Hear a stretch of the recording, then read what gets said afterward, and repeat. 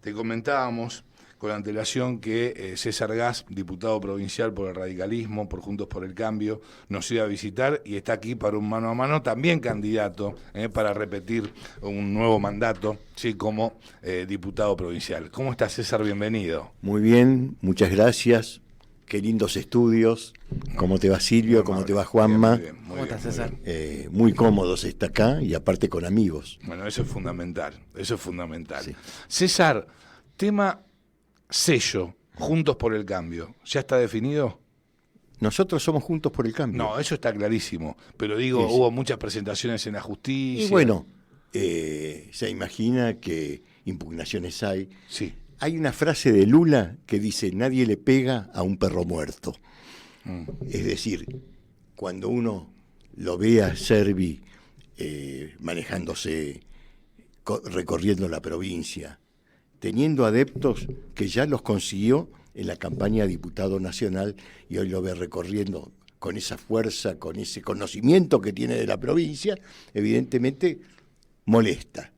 Molesta para quienes piensan que esta construcción que nosotros la vemos desde Juntos por el Cambio tendría que haber sido simplemente, quiero ser respetuoso, Sí. pero una colección de dirigentes políticos, todos desleales con sus propios partidos. Bueno, caramba, si empezamos así, picante, ¿no es cierto? Picante. César, ¿cómo estás viendo, cuáles crees que son las necesidades, si bien la provincia de Neuquén es muy amplia, y en cada sector hay una necesidad distinta seguramente, pero digo, cuando recorres la calle, cuando recorres la provincia, ¿qué te dice la gente? ¿Qué necesita la gente? Bueno, primero te voy a decir algo, Sí, que es lo que hay que romper. Nosotros queremos romper esta interna abierta entre dos vertientes del MPN. ¿Y qué pensamos nosotros? Por esta pregunta que vos me haces. Lo hicimos con Servi a través de la propuesta del Fondo Anticíclico, por ejemplo, donde hablamos de la diversificación productiva. ¿Por qué? Hoy, ¿qué es Neuquén? Neuquén es un poderoso sindicato del petróleo cuyos miembros son funcionarios del partido de gobierno y el gobierno, que es una gran usina de empleo público que lo tiene en un sistema clientelar. ¿Qué queremos romper con el empleo abierto, con la diversificación de la producción? Queremos romper estas dos vertientes que van a un solo lado y tienen un poco encorsetado la libertad de pensamiento del neuquino, aunque la tenga, pero siempre se ve constreñida, y lo que nosotros pensamos que en la diversificación productiva es ver cómo esas hectáreas, a través de una propuesta nuestra, a través de las hidroeléctricas, hay que irrigar 500.000 de hectáreas, hay que promover la agricultura de una manera más intensiva. La minería, hoy tuvimos una reunión con Pablo Servi y gente que vino a instalar el problema minero, que está muy soslayado, muy soterrado. Bueno, todas estas variantes son las que van a construir una provincia distinta, una provincia con independencia económica, no viviendo de la teta del Estado, viviendo de lo que es una verdadera economía autosustentable. Ahora, César, ya tenés 3 años de diputado provincial, vas ahora por el 4º, finalizando tu primer mandato y tal vez después tengas otro periodo más. ¿Cuál es la experiencia legislativa, el balance de tu trabajo legislativo, que es la legislatura del Neuquén, que podés hacer de estos 3 años y qué te queda pendiente para este año, que si bien uno muchas veces lo ve con los ojos de las elecciones y piensa que la legislatura y en lo legislativo en general no se trabaja porque es un año electoral, sí hay cosas para hacer, sí hay cosas para presentar y también las sesiones y las comisiones funcionan normalmente o deberían hacerlo. Bueno, comentanos ahí cómo vas a enfocar el trabajo legislativo. Bueno, digo que, por ejemplo, en el caso personal y algunos muchos más, el trabajo fue arduo. Los proyectos que presentamos, algunos tuvieron preferencia, algunos fueron ley, pero muchos quedaron en la comisión. ¿Y esto por qué? Porque esta legislatura que tenemos hoy es prácticamente cooptada por el oficialismo. Es decir, aparte de los diputados propios, son los que constituyen los aliados. Y este esquema, esta perversidad no la pudimos romper. Esta que viene, en los términos electorales que se da, va a ser totalmente distinta, donde los diputados de Juntos por el Cambio, no te quepa la menor duda, que van a proponer agenda y van a conseguir la aprobación de las leyes. Porque en este esquema también de una construcción política comandada por Pablo Servi y también por Jorge Taylor, va a haber un protagonismo político que va a modificar la política y la concepción política de la provincia de Neuquén. ¿Y cuáles son esos proyectos o recordás? Bueno, Sí. pero por supuesto. Uno, que hasta lo nombró el gobernador en su discurso del 1 de marzo del año pasado, que es un proyecto mío, que es, vengo alertando hace 3 años sobre la caducidad de los contratos de concesión de las hidroeléctricas. ¿Qué alerté yo? Digo, si no se toman las medidas inmediatas va a haber una prórroga, lo que implica no solamente el negocio de la prórroga, sino el negociado de la prórroga. Bueno, en este esquema hicimos una comisión de seguimiento, también otro proyecto de ley mío, que, bueno, está recorriendo, pero mientras empieza el recorrido, ya la Secretaría de Energía de la Nación anunció la prórroga por 1 año, que creo que le están pensando para mucho más. Este esquema, vamos a tener una voz fuerte, y si Servi llega a la gobernación, no nos vamos a arrodillar, y el problema de las hidroeléctricas, cuyos recursos naturales son de la provincia, y una represa sola, sin agua, no funciona, serían otros los intercambios que vamos a hacer a nivel de negociación de la provincia con el nivel nacional. Ahora, César, vos recién hablabas de que vos decías, esta legislatura está cooptada por el oficialismo. Uno entiende que, claro, tenés el oficialismo propio del MPN y tenés algunos... Perdón, Juanma. Sí. Tal vez dije una palabra que no correspondía. No cooptada, tiene una mayoría automática que impide que nosotros funcionemos con las cosas tan importantes que proponemos. Está bien. Ahora, esa mayoría surge de los legisladores del MPN y también de otras listas que son aliadas, legisladores que son aliados. Digo, en este contexto, ¿cómo ves esta cuestión de las colectoras en la provincia del Neuquén? Bueno, en general, no en la provincia de Neuquén, en el país, las colectoras son una forma casi de mentir al electorado, porque vos tenés ¿cuál es la ideología? ¿Cuál es el hilo conductor? ¿Cuál es la línea política y los principios de una lista que lleva tantas colectoras y que tiene gente desde la derecha hasta la izquierda, desde lo que al mismo gobernador lo acompaña gente que quiere la privatización y que quiere la estatización? Esa es una gran mentira. Lo digo de esta manera porque hay que romper esa posibilidad. Nosotros hemos elevado un proyecto de reforma de la ley electoral para transparentar el proceso electoral, eliminando las colectoras. Eso no lo presentamos todavía, lo estamos presentando. Pero el debate político, acá lo que se ve es un afiche, lo que se ve es un eslogan, lo que se fue una pauta publicitaria, pero nunca una idea, y eso el debate lo tiene que transparentar.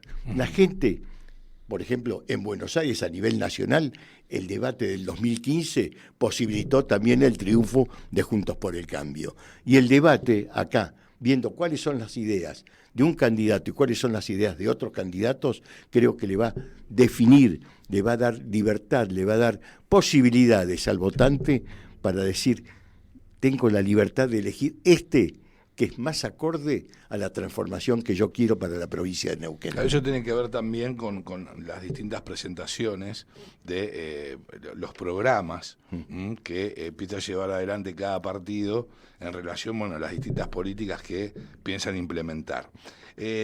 ¿Cuál crees que es la preocupación más importante?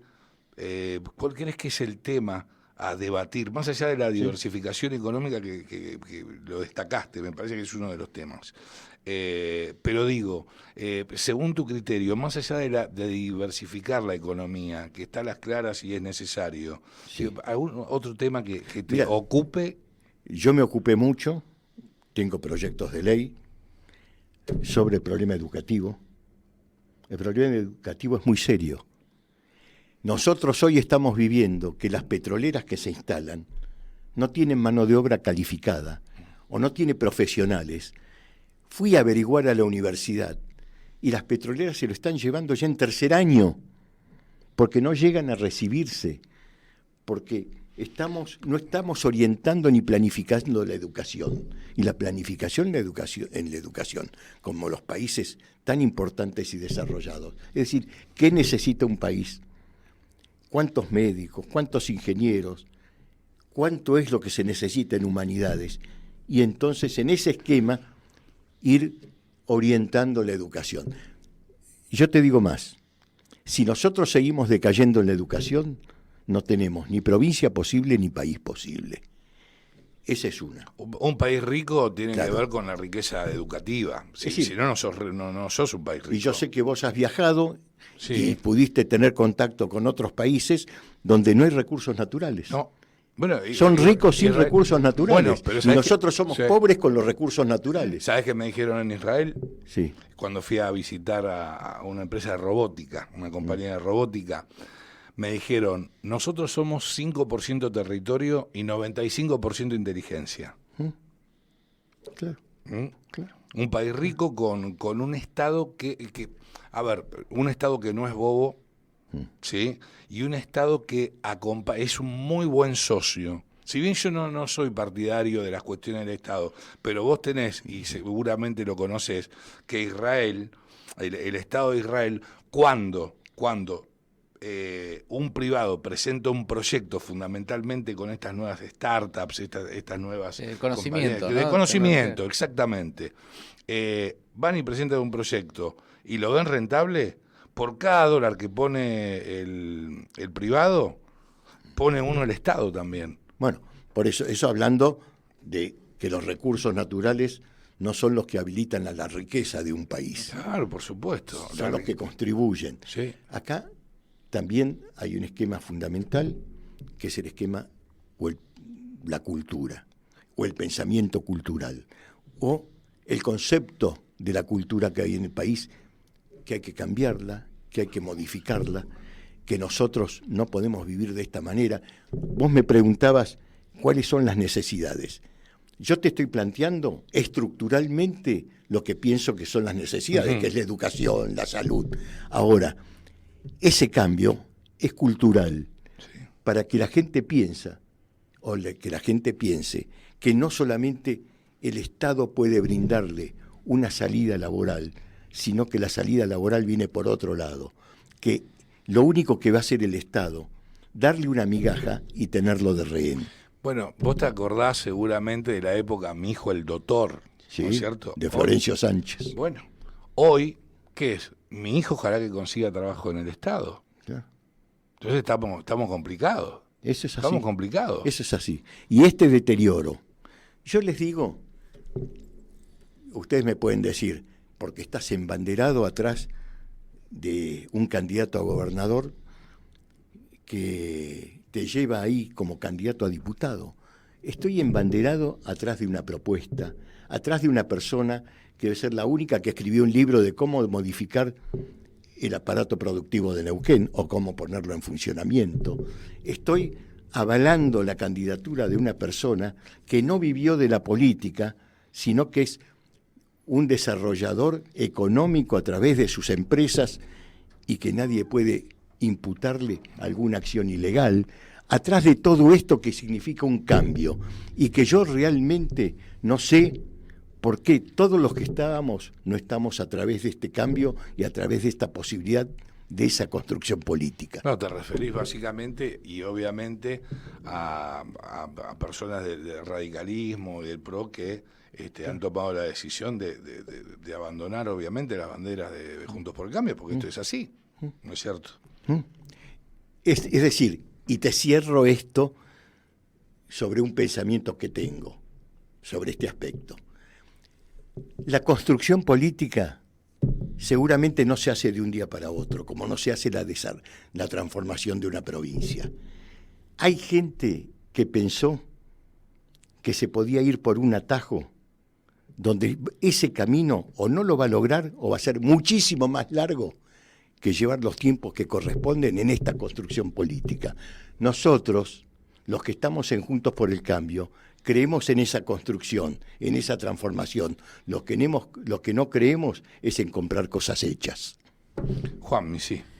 César, ¿cómo ves el radicalismo en la provincia, pero también hablando a nivel nacional, ¿no? Porque uno ve que el radicalismo está fortalecido dentro de Juntos por el Cambio, está renovado con personas que han ahora aparecido, tomado relevancia en la política outsider, como le dicen.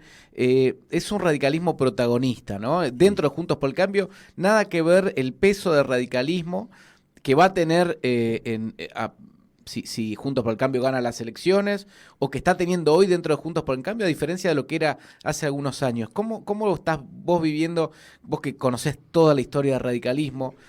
¿Cómo lo estás viviendo y qué perspectivas tiene el radicalismo en Neuquén y también a nivel nacional? No, poco Me menos lo decís de una manera y yo te aclaro algo, ¿eh? El radicalismo nació antes que yo naciera. Pero vos naciste en un comité.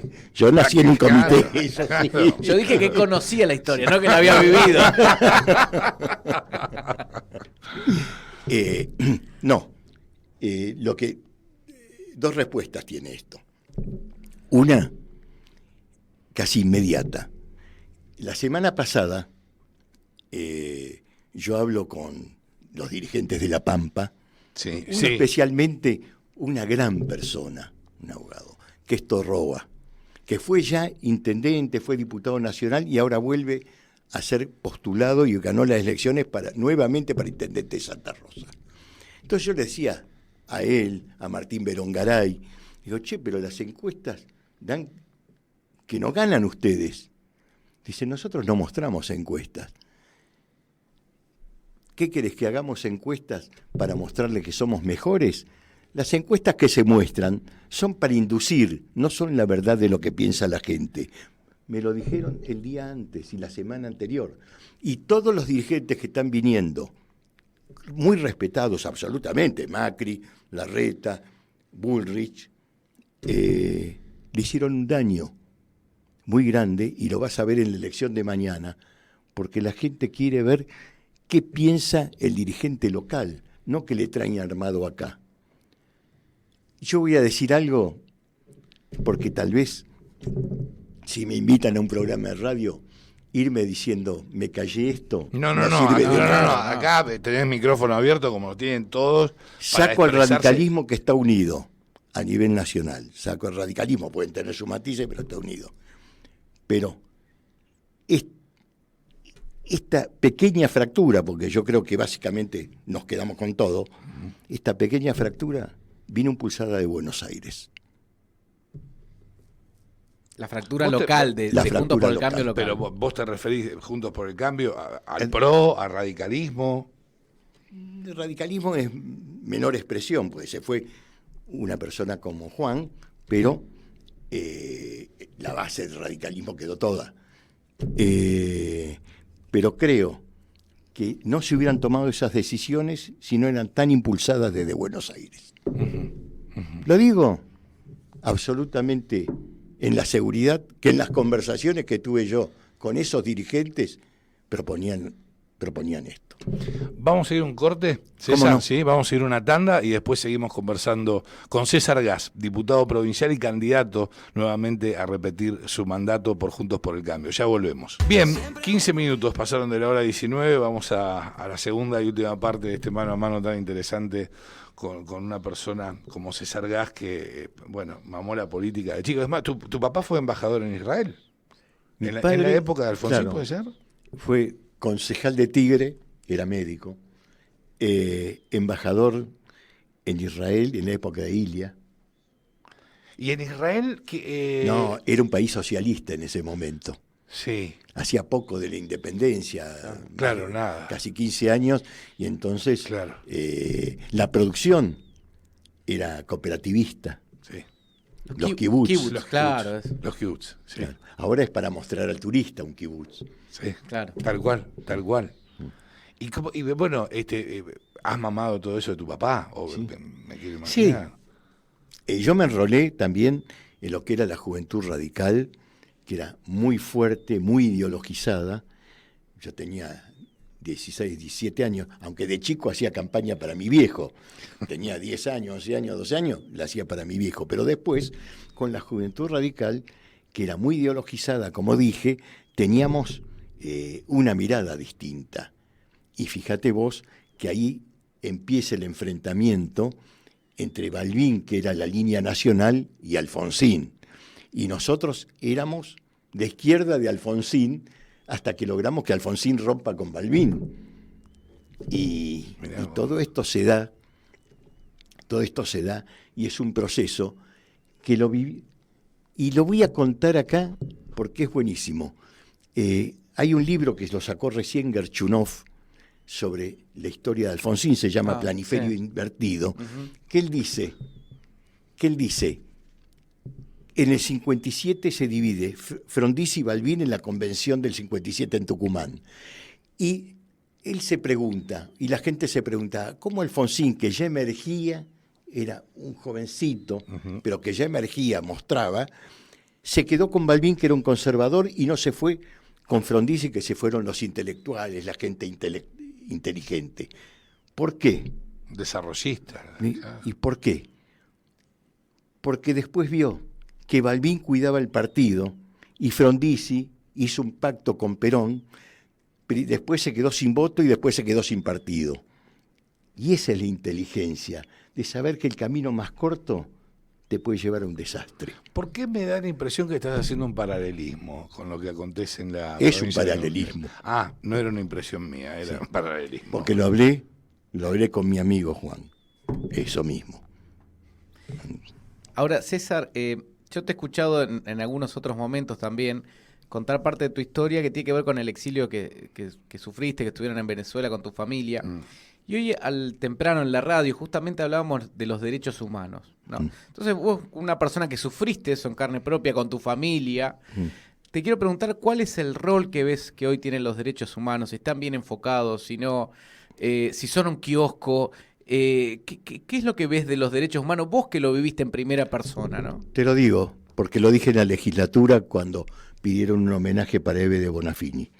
Yo soy presidente de la Comisión de Derechos Humanos de la legislatura. Y dije en ese momento que era muy inoportuno, en un momento que necesitamos consensos, poner algo que nos iba a dividir. Y que con respecto a Eve de Bonafini, tenía dos formas de pensar, o una forma de pensar y dos dimensiones para ver eso. Una dimensión era la que conocí yo en Venezuela, recorriendo el mundo, hablando de lo que estaba pasando en el país. La otra es cooptada por el gobierno de turno y haciendo de la política de derechos humanos una política partidista y de negocio. Y prebendaria. Claro. Sí, destaquémoslo. Eso lo dije con gran dolor, porque uno pensó que las madres, las abuelas, que habían sido impresionantemente valientes para hacer eso. Cómo de golpe y porrazo pasa todo esto y se convierten en una secta dentro del kirchnerismo. Ahora, ¿y por qué crees que se da eso, ese salto de ser genuino a ser partidarios de algo, ¿no?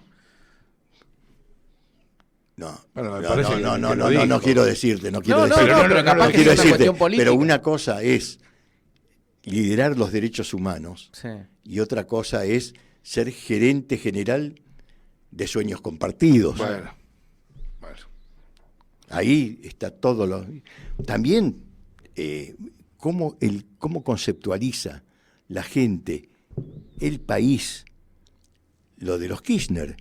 Los Kirchner que hicieron plata en Santa Cruz, que no presentaron un solo habeas corpus, jamás, que estuvieron avalando el indulto de Menem, Y que no Y recibían después- a las madres de Plaza y de Mayo después- allá en Santa Cruz. Y también. después pasan a ser adalides de los Claro, derechos humanos, claro. bajando un cuadro. Entonces, todo esto, nosotros creo que como país, ya salgo de la provincia, como país tenemos que reformularnos culturalmente porque por este camino nada bueno nos va a pasar.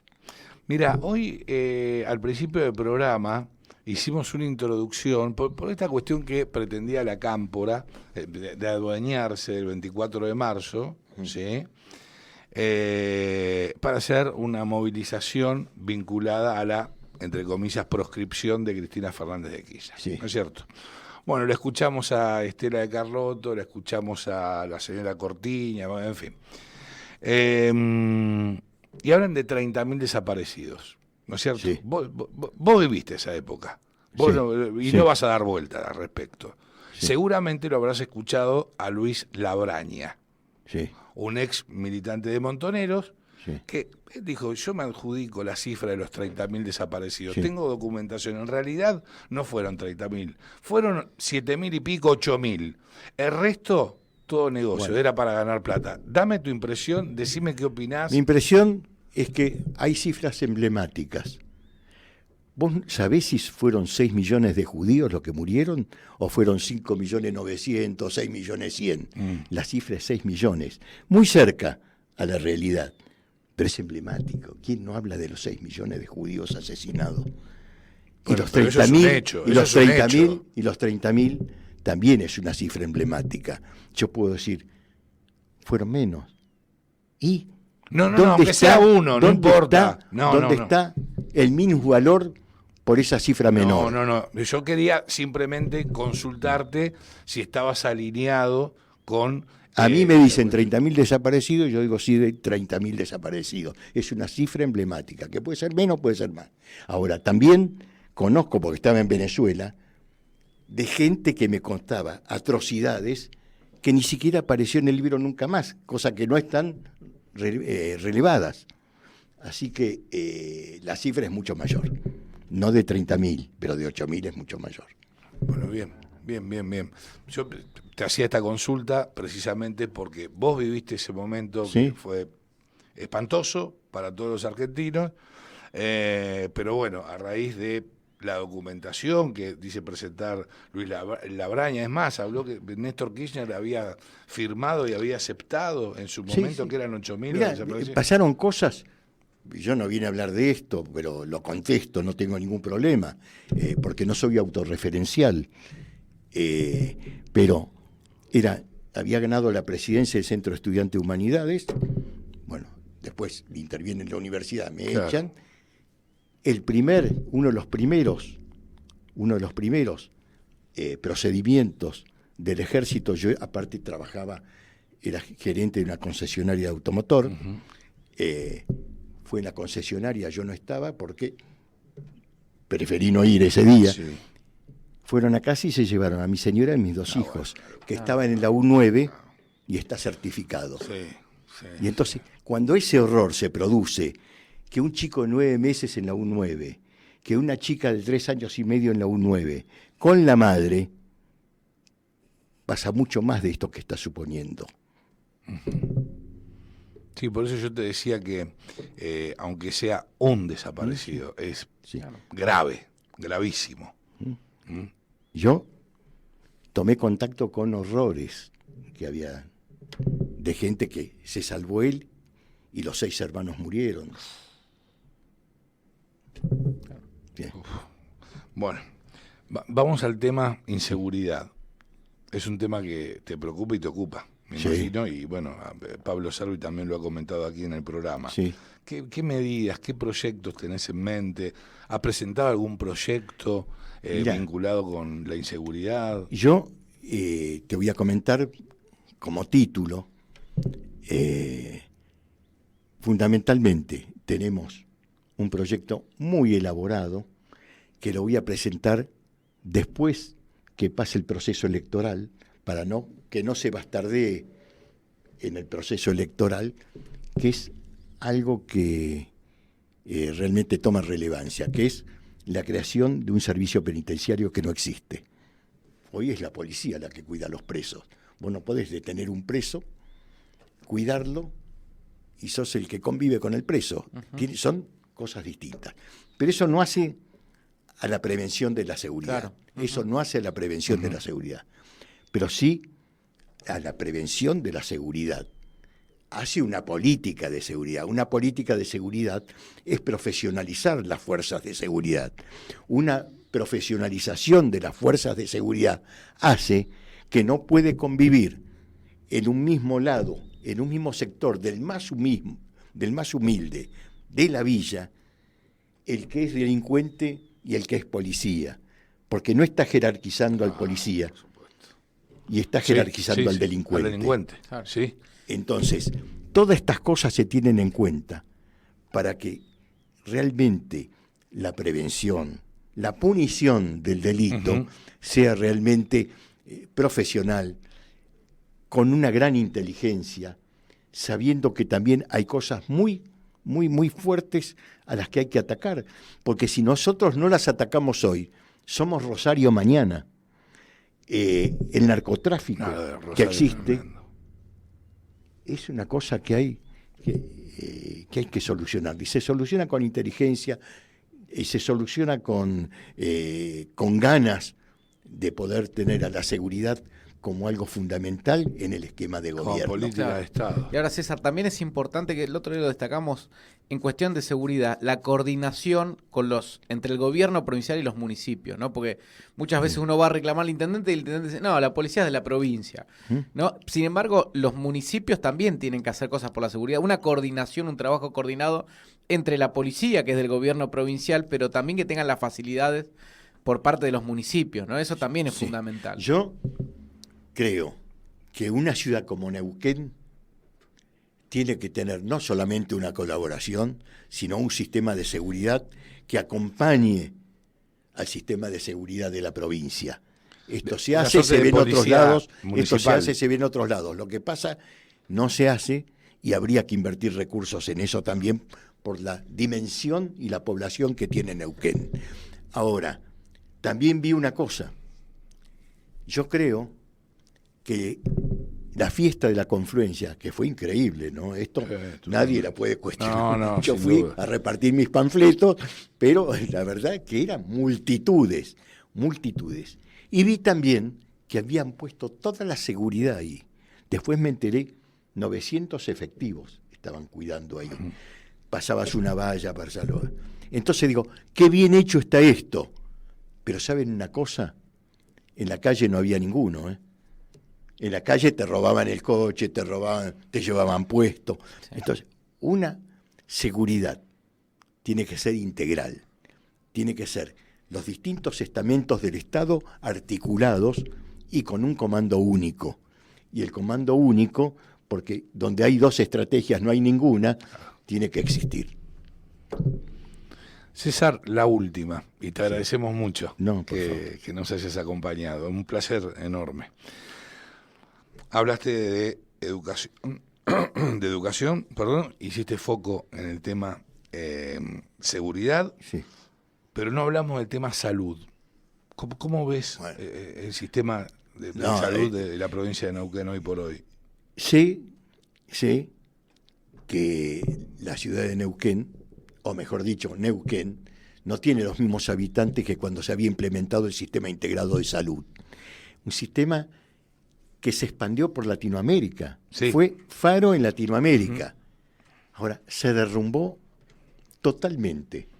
Nosotros estamos acompañando a Cipro Sapune en la posibilidad de que se sancione la ley de carrera sanitaria. Sin una ley de carrera sanitaria no existe salud en la provincia, ni en la ciudad, ni en ningún lado.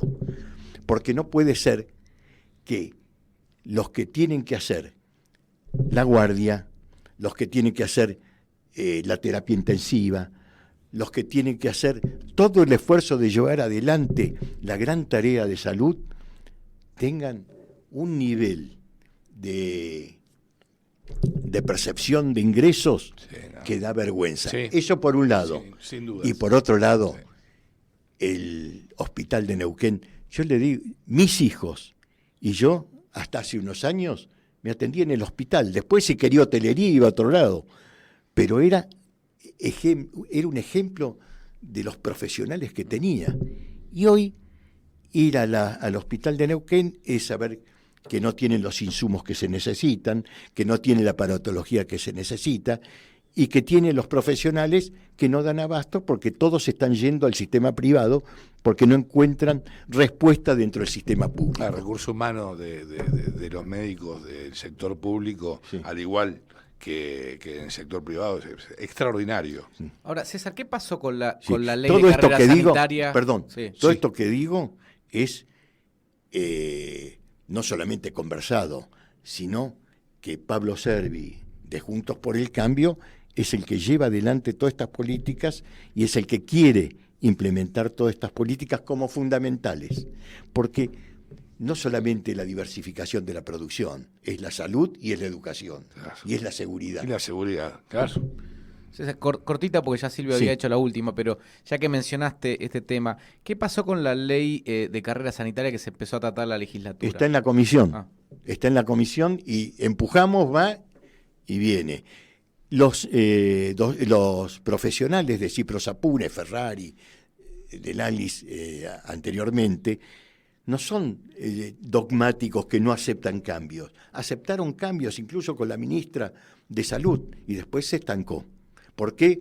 Porque tampoco podemos ser rehén en la provincia de un sindicato como ATE, que es prácticamente el socio de la provincia en este momento. Tal es así que cuando nos opusimos con fuerza al endeudamiento, el negociador o el que nos venía a apretar era el secretario general de ATO, Carlos Quintriqueo. Es decir, lo único que hizo es, con las denuncias que yo le hice, me mandó al INADI porque decía, como los gordos de la CGT, los gordos de ATE. Lo sigo sosteniendo. César, muchísimas gracias.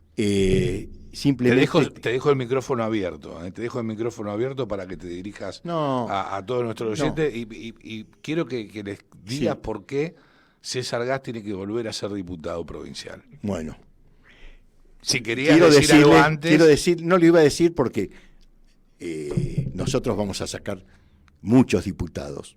Yo lo encabezo, pero vamos a sacar muchos diputados. Está Carolina Rambó, está Cristian Galván, está Fernández, está Mario Ferrari, está Belén Pérez y muchos otros, René Álvarez.